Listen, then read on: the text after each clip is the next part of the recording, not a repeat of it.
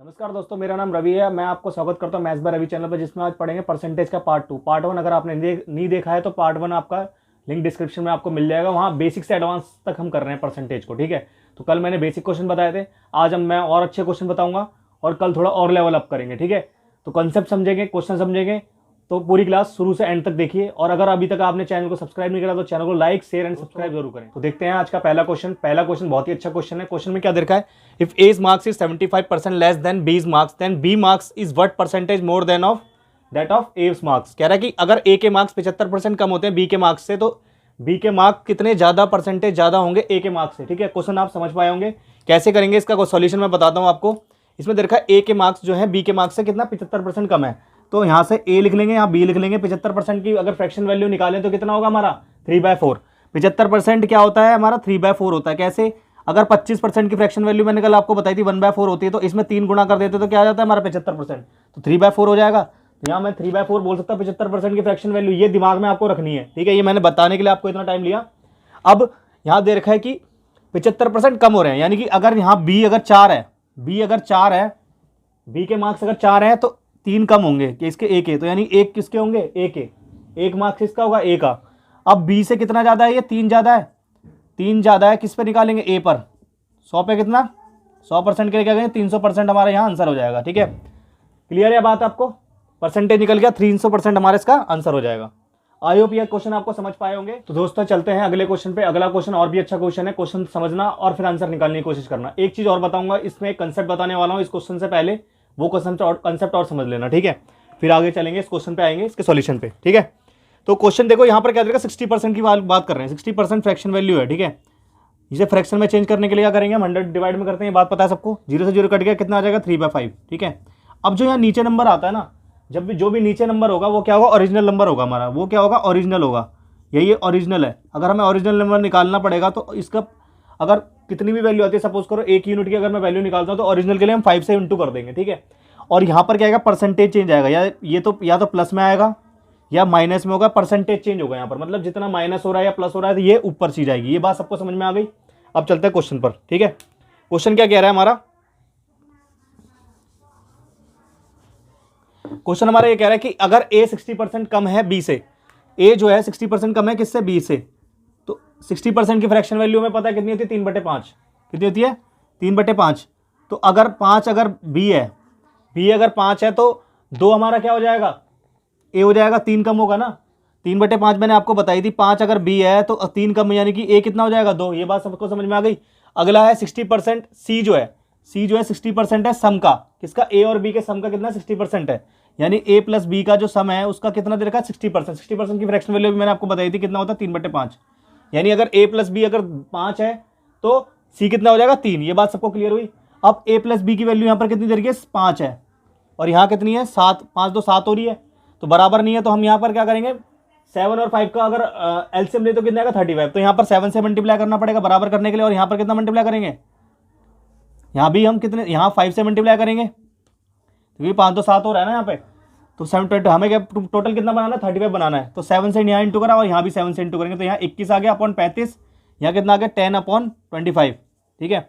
अब पूछा गया क्वेश्चन में कि बी जो है वो सी से कितना ज्यादा है। बी की वैल्यू देखो कितनी है, बी कितना है हमारा इसमें, बी हमारा कितना दे रखा है 25 दे रखा है, और 21 क्या है सी, तो कितना ज्यादा है 4 ज्यादा है, 4 ज्यादा है 21 पे, तो 100 पे कितना। तो देखो 21 नीचे 21 किस में, बस एक में, तो सी ऑप्शन का आंसर हो जाएगा, ठीक है। आपको इसको आगे कैलकुलेट करने की भी जरूरत नहीं है, तो ऑप्शन से इसका आंसर आप निकाल लेंगे, ठीक है। तो चलते हैं अगले क्वेश्चन पर। दोस्तों अगले क्वेश्चन पर आने से पहले मैं कॉन्सेप्ट बता रहा हूँ, उस कॉन्सेप्ट को क्लियर करना, कंसेप्ट समझना क्या कह रहा है कंसेप्ट में। उसके बाद हम क्वेश्चनों पे आएंगे, क्वेश्चन तभी क्लियर होंगे आपको, ठीक है। कंसेप्ट समझना, ठीक है। जैसे सपोज करो अगर किसी भी चीज का प्राइस होता है, प्राइस अगर बढ़ रहा है, प्राइस अगर इंक्रीज हो रहा है, प्राइस इंक्रीज हो रहा है तो कंजप्शन में क्या आएगा, कंजम्पशन कम होगा, ये नहीं होगा, ये बताओ मुझे पहले आप। एक्सपेंडिचर सेम रखने के लिए कंजप्शन को कम होना पड़ेगा। क्यों, कैसे, जैसे सपोज करो आपने कोई चीज़ ली जो पहले 10 रुपये की ले रहे थे आप, अब 20 रुपये की ले रहे हो, ठीक है। पहले आप उसकी खपत करते थे 10 किलो, अब कितनी करेंगे 5 किलो ही करेंगे ना। तो देखो यहाँ पर क्या हो रहा है, 10 प्राइस जो 10 से 20 हुआ, 10 से 20 हुआ तो क्या हुआ, कंजप्शन में क्या हुआ, गिरावट आ गई, 10 से 5 किलो हो गया। यानी कि कहने का मतलब ये है, अगर प्राइस बढ़ेगा, अगर प्राइस बढ़ेगा तो कंजप्शन में क्या आएगी, कम होगा। कंजप्शन क्या होगा, कम होगा हमारा। ठीक है, ये बात क्लियर हुई सबको। और इन दोनों का जो मल्टीप्लाई होता है वो किसके बराबर होता है, हमारा एक्सपेंडिचर के। ठीक है, अगर हमारा एक्सपेंडिचर मान लो सेम है, एक्सपेंडिचर अगर सेम है तो प्राइस जो होता है हमारा क्या हो जाएगा, एक्सपेंडिचर अपॉन कंजप्शन। यानी अगर ये कांस्टेंट है तो यहां से हम कह सकते हैं कि प्राइस जो है वो इनवर्सली प्रोपोर्शनल है किसके, कंजप्शन के। प्राइस जो है वो क्या है, इनवर्सली प्रोपोर्शनल है कंजप्शन के।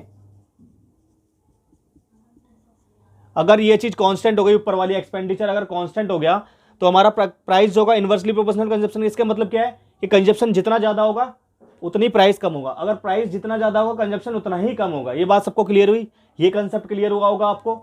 अब अगले क्वेश्चन पे चलते हैं, इस पे ही क्वेश्चन है बेस, सही से समझना उस क्वेश्चन को। बहुत ही जो मैंने अभी कंसेप्ट बताया उस पर एक क्वेश्चन है, बहुत अच्छा क्वेश्चन है, क्वेश्चन समझना, अच्छा क्वेश्चन है, करना अपने आप से भी करके कोशिश करना। और जो कंसेप्ट बताया उस पर बहुत अच्छा क्वेश्चन है ये, आपको कंसेप्ट बिल्कुल क्लियर होगा जो अभी मैं क्वेश्चन बताने वाला हूं उसके थ्रू। ठीक है, तो क्वेश्चन क्या है, देखो क्वेश्चन क्या लिखा है, price of salt decreases by 20%, मतलब सॉल्ट का जो प्राइस है वो 20% कम कर दिया।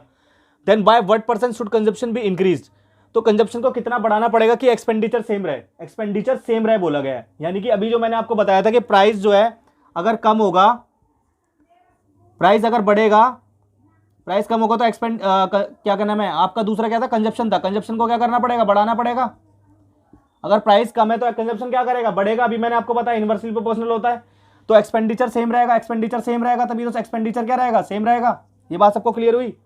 तो क्वेश्चन पे आते हैं, क्वेश्चन क्या दे रखा है, क्वेश्चन ये दे रखा है कि अगर प्राइस सॉल्ट का डिक्रीज कर रहा है 20%, 20% अगर डिक्रीज कर रहा है यानी कि 20% की फ्रैक्शन वैल्यू कितनी होती है, 1/5। 5 से कितनी वैल्यू हो गई, 4, एक कम हो रहा है 5 में, यानी कि पहले जो प्राइस था वो कितना था, ओल्ड प्राइस कितना था, 5 था, और न्यू प्राइस कितना हो गया, 4। ठीक है, अब कंजप्शन इसका उल्टा होगा, मैंने आपको बताया रिवर्स हो जाता है, क्योंकि इसमें कंजप्शन क्या है, सेम है, कंजप्शन सेम है तो यहां पर 4 होना पड़ेगा इसे, और इसे 5 होना पड़ेगा, तभी दोनों की वैल्यू 9 आएगी। ये बात सबको समझ में आई, ये ओल्ड कंजप्शन हो जाएगा हमारा और ये न्यू कंजप्शन हो जाएगा। तो ये 9 कब आएगा, जब ये 4 हो और ये 5 हो। ठीक है, तो यहां पर देखो कितना बढ़ रहा है, ये 1 बढ़ रहा है, 1 किस पे निकालेंगे हम, 4 पे निकालेंगे, 100 पे कितना हो जाएगा, 25%, 25% इसका आंसर हो जाएगा। आई होप आप क्वेश्चन को समझ पाए, जो मैं क्वेश्चन बताया ये वाला दोबारा से बता रहा हूं, समझना क्वेश्चन को। सॉल्ट का प्राइस जो है डिक्रीज कर रहा है 20%, यानी कि पहली जो 5 वैल्यू थी, 1/5 हमारा फ्रैक्शन वैल्यू होती है 20% की, आपको पता है। अब 1 कम हो रहा है, यानी कि 5 से 4 हो गया, पहले 5 प्राइस था अब 4 हो गया। ठीक है, तो कंजप्शन में क्या होगा, इंक्रीमेंट होगा। मैंने अभी आपको बताया था कि प्राइस अगर कम होगा तो कंजप्शन ज्यादा होगा, और एक्सपेंडिचर इसमें बोला गया सेम रखना है। एक्सपेंडिचर सेम कब होगा, जब ये क्या हो, बढ़े और ये घटे, तभी होगा। तो यहाँ 4 वैल्यू होनी पड़ेगी और यहाँ 5 होनी पड़ेगी, इसका उल्टा करना पड़ेगा, तभी ये 9 आएगा दोनों में। ये सबको समझ में आ गया। अब यहाँ पर 1 बढ़ रहा है 4 पे, तो 100 पे कितना हो जाएगा, 25%। ये समझ पाए आप क्वेश्चन को, नहीं समझ पाए तो दोबारा एक बार कोशिश करो, रिवाइंड करके वीडियो पूरी देखो, दोबारा से इस वीडियो को देखो, दोबारा से इस क्वेश्चन को दोबारा रिपीट करके देखो, अपने आप से करो, पक्का होगा। ठीक है, अब अगले क्वेश्चन पे अगला क्वेश्चन देखते हैं। अगला क्वेश्चन भी उसी टॉपिक उसी चीज पे है। क्या देर का question, if the price of petrol is increase by 28%, अगर पेट्रोल जो है प्राइस ऑफ जो है पेट्रोल का 28% बढ़ता है तो कितना प्रतिशत कंजप्शन को कम करना पड़ेगा, ये कंज्यूमर को कि एक्सपेंडिचर पेट्रोल में वही रहे, चेंज ना हो, मतलब वही चीज़ है, सेम चीज़ आ रही है इसमें भी।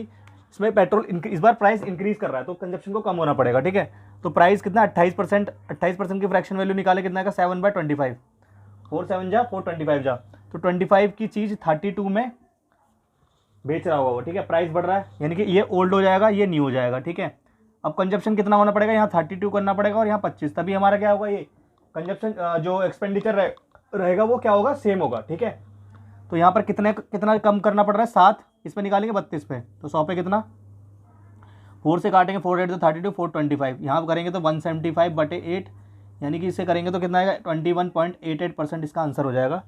ठीक है, तो इस तरीके से इस क्वेश्चन को आपको अप्रोच करना है, आपको इसी तरीके से क्वेश्चन करने हैं, जो मैंने आपको कंसेप्ट बताया उस पर क्वेश्चन करने हैं, कंसेप्ट के साथ क्वेश्चन करने हैं, ताकि आपको कंसेप्ट चीज याद रहे। एक और अच्छा क्वेश्चन है उसी कंसेप्ट पे, 5वां क्वेश्चन है, ये भी बहुत अच्छा क्वेश्चन है, क्वेश्चन समझना, फिर उसके बाद करने की कोशिश करना, अपने आप से करना है आपको क्वेश्चन। ठीक है, जब तक अपने आप से नहीं कोशिश करेंगे तब तक कुछ नहीं होने वाला। ठीक है, और अगर आपको इसका ये चीज़ वीडियो समझ में नहीं आ रही है तो आप पहली वीडियो भी देखें, क्योंकि पहली वीडियो में मैंने कंसेप्ट भी बताया, बेसिक से एडवांस तक सारे क्वेश्चन हम बताते रहेंगे। बेसिक्स कल क्वेश्चन बताए थे मैंने, आज थोड़ा लेवल थोड़ा ऊपर है क्वेश्चनों का, धीरे धीरे लेवल अप करेंगे, ठीक है।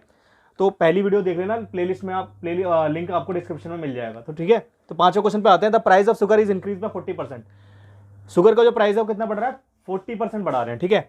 अब person wants to increase his expenditure on sugar by only 20%, लेकिन पर्सन कितना चाहता है कि खाली एक्सपेंडिचर कितना बढ़े, 20% बढ़े। तो find the percentage change in the consumption, consumption में कितना चेंज आएगा, कंजप्शन में कितना चेंज आएगा, ये क्वेश्चन में पूछा गया, ठीक है। तो इसमें क्वेश्चन में थोड़ा अलग चीज पूछी गई है, इस बार एक्सपेंडिचर सेम नहीं है, इस बार एक्सपेंडिचर कितना दे रखा है, 20% बढ़ाना है खाली उसे। एक्सपेंडिचर में कितनी की बढ़ोतरी करनी है, 20% की, ठीक है। तो सपोज करो अगर प्राइस शुगर का 100 से 140 हो गया,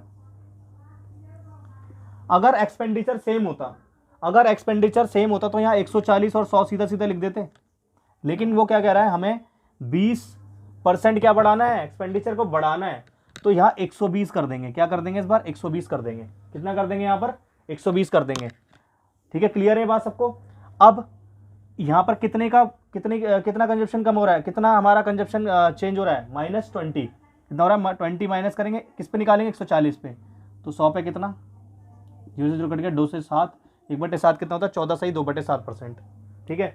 तो इस तरीके से आपको क्वेश्चन देखना है कि क्वेश्चन में दे क्या रखा है, उसी हिसाब से आपको क्वेश्चन चलते हैं अगले क्वेश्चन पे। आज का छठा क्वेश्चन बहुत अच्छा क्वेश्चन है, ये भी क्वेश्चन समझना और फिर करने का तरीका देख लेना, आपको क्या करना है, किस तरीके से करना है, ठीक है। तो हम करेंगे इसको क्वेश्चन को बहुत अच्छे तरीके से करेंगे, फ्रैक्शन से करेंगे। The population of a country increases by 10% each year, मतलब पॉपुलेशन जो कंट्री की वो हर साल 10% बढ़ रही है, ठीक है। How much percent more will be the population of the country after 4 years from the beginning, मतलब 4 साल बाद कितनी पॉपुलेशन ज्यादा हो जाएगी बिगिनिंग से, ये हमें बताना है क्वेश्चन में। बहुत अच्छा क्वेश्चन है। क्वेश्चन कैसे करोगे, अप्रोच वही रखनी है जो मैंने आपको बताया। 10% की फ्रैक्शन वैल्यू सबको पता है, 1/10 होती है, दिमाग में रख लो। फिर 10 से यहाँ 10 लिखना है या 11 लिखना है, एक पहले साल के लिए, फिर दूसरे साल के लिए फिर सेम 10 से 11, तीसरे साल के लिए भी 10 से 11, चौथे साल के लिए भी 10 से 11, ठीक है। अब यहाँ पर जोड़ते हैं तो कितना आता है, गुणा करते हैं तो 10,000 आ जाता है, यहाँ करते हैं तो 14641 आ जाता है। तो कितना बढ़ रहा है यहाँ, 46141 बढ़ रहा है। किस पे निकालेंगे, इस पे निकालेंगे 10,000 पे, तो 100 पे कितना, 2 0 से 2 0 कैंसिल, यहाँ का 46.41% आंसर हो जाएगा, ठीक है। तो इस तरीके से आपको इस क्वेश्चन को करना है। अगले क्वेश्चन पे आज का 7वां क्वेश्चन, ये भी बहुत अच्छा क्वेश्चन है। क्वेश्चन समझना, क्वेश्चन में क्या दे रखा है, the value of equipment, value जो है इक्विपमेंट की डेप्रिशिएट हो रही है 20% हर साल। हर साल कितनी कम होती जा रही है, डेप्रिशिएशन मतलब खराब कम होती जा रही है, उसकी वैल्यू कितनी 20% हो रही है कम हर साल। How much percent less will be the value of the equipment if be after 3 years from the beginning. अभी बोला कितना प्रतिशत कम हो जाएगी 3 साल बाद बिगनिंग से, ठीक है। क्वेश्चन समझ पाएंगे आप। 20% की फ्रैक्शन वैल्यू सबको पता है 1/5 होती है, तो 3 साल के लिए हम पहले साल के लिए फिर वो 1/5 लिखेंगे, एक कम करेंगे, 5 में एक कम करेंगे तो कितना आ जाएगा 4, फिर 5 में एक कम करेंगे 4, 5 में एक कम करेंगे 4, ठीक है। ये फर्स्ट ईयर के लिए हो गया, ये सेकंड के लिए हो गया और ये थर्ड के लिए हो गया, ठीक है। अब इन तीनों को इंटू करते हैं, यहाँ 64 आता है, यहाँ कितना आता है 125। कितना कम हो रहा है, ये 61 कम हो रहा है। किस पे निकालेंगे, 125 पे निकालेंगे, 100 पे निकाल देते हैं तो कितना आएगा, 25 से 5, 25 चौक, तो कितना आ जाएगा यहाँ -244 डिवाइड में 5, यानी कि अगर इसे डिवाइड करेंगे तो कितना आ जाएगा -48.8% इसका आंसर आ जाएगा। यानी कि हमारा जो आंसर होगा वो क्या होगा, ए पार्ट होगा। आई होप आप क्वेश्चन समझ पाए। इसी तरीके से आपको क्वेश्चनों को डील करना है, ठीक है। हर क्वेश्चन में अलग मेथड लगता है, क्वेश्चन के हिसाब से मेथड लगता है, ठीक है। तो अगर ये वीडियो पसंद आ रही है तो लाइक शेयर सब्सक्राइब जरूर। एक और अच्छा क्वेश्चन लेते हैं, आज का 8वां क्वेश्चन बहुत अच्छा है ये भी। अभी तक हमने जो क्वेश्चन करे 6th और 7th में हमने क्या करा, परसेंटेज वैल्यू जो थी सेम थी, परसेंटेज चेंज इंक्रीज और डिक्रीज दोनों सेम था। लेकिन इस बार इस क्वेश्चन में क्या देखा था, value of equipment depreciate by 14.2/7% in the first year. पहले साल में कितना चेंज हो रहा है, 14.2% चेंज हो रहा है, डेप्रिशिएट हो रही है, खराब हो रही है वैल्यू। फिर 12.5% कम हो रही है सेकंड साल में, फिर 11.11% थर्ड ईयर में कम हो रही है। तो how % less will be the value of the equipment be after 3 years from the beginning, मतलब कितना प्रतिशत लेस होगा 3 साल बाद बिगिनिंग से। तो ये हमें बताने कितना प्रतिशत कम हो जाएगी इसकी वैल्यू, ठीक है। ये हमें क्वेश्चन में बोला गया है। तो इक्विपमेंट की कितनी कम हो जाएगी, पहले साल में कितनी है 14.2/7%। 14.2/7% फ्रैक्शन वैल्यू होती है 1/7, यानी कि 7 में अगर एक कम करेंगे कितना आएगा 6, 12.5% की वैल्यू कितनी होती है 1/8, यानी 8 में एक कम करेंगे 7, और 11 से 1/9% में की वैल्यू निकालेंगे तो कितना होगा 1/9। तो 1/9 9 से 8 हो रही है, मतलब एक एक कम होगी, 1/9 हो जाएगी एक उसकी, 11 से 1/9% की, और 12.5% की कितनी होती है 1/8, और ये होती है 14 सही 2/7 की, ठीक है।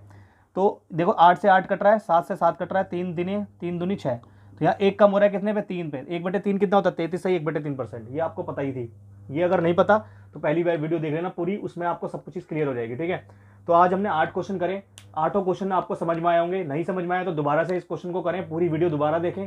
कहीं अगर दिक्कत आती है, डाउट आता है, तो दोबारा आप कमेंट सेक्शन में भी बोल सकते हैं कि कुछ क्वेश्चन में आपको डाउट आ रहा है। ठीक है, तो मैं दोबारा उस क्वेश्चन को ले लूंगा। तो मिलते हैं अगली वीडियो में, तब तक के लिए जय हिंद, जय भारत।